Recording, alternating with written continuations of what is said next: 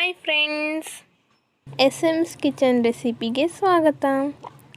ಇವತ್ತಿನ ರೆಸಿಪಿ ಬಂದು street style ಚುರುಮುರಿ ಯಾವ ರೀತಿಯಾಗಿ ಮಾಡೋದು ಅಂತ ನೋಡೋಣ.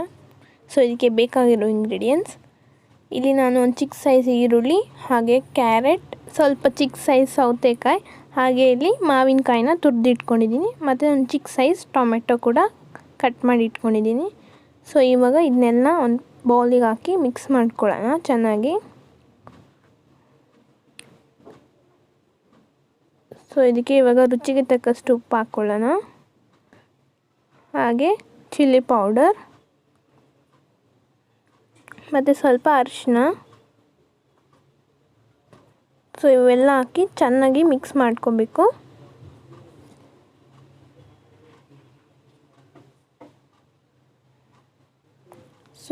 ಸೌತೆಕಾಯಿ ಬಂದು ಆಪ್ಷನಲ್, ಹಾಕಿದ್ರೆ ಚೆನ್ನಾಗಿರುತ್ತೆ. ಇವಾಗ ಸ್ವಲ್ಪ ಕೊತ್ತಂಬರಿ ಸೊಪ್ಪನ್ನ ಹಾಕಿ ಚೆನ್ನಾಗಿ ಮಿಕ್ಸ್ ಮಾಡ್ಕೊಳ್ಳೋಣ.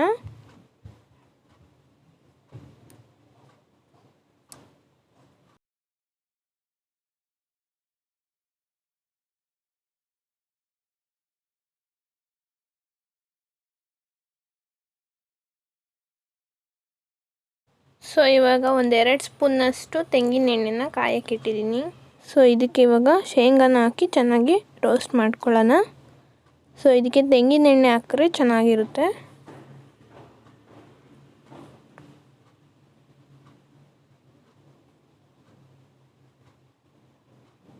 ಇದನ್ನು ಇವಾಗ ಮಿಕ್ಸ್ ಮಾಡ್ಕೊಂಡಿರೋ ತರಕಾರಿಗೆ ಹಾಕ್ಕೊಳ್ಳೋಣ. ಇದನ್ನು ಇವಾಗೆಲ್ಲ ಚೆನ್ನಾಗಿ ಮಿಕ್ಸ್ ಮಾಡ್ಕೊಳ್ಳೋಣ. ಬಿಸಿ ಇದ್ದಾಗ ಹಾಕೊಬಾರ್ದು, ಸ್ವಲ್ಪ ತಣ್ಣಗಾದ್ಮೇಲೆ ಹಾಕ್ಕೊಳ್ಳೋಣ.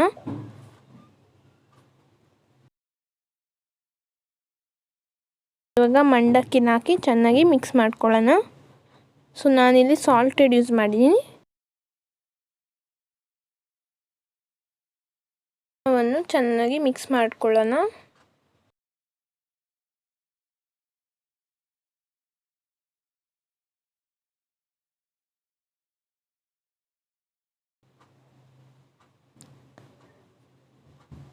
ಇವಾಗ ಸ್ಟ್ರೀಟ್ ಸ್ಟೈಲ್ ಅಥವಾ ಮಂಗಳೂರು ಸ್ಟೈಲ್ ಚುರುಮುರಿ ರೆಡಿ ಆಗಿದೆ.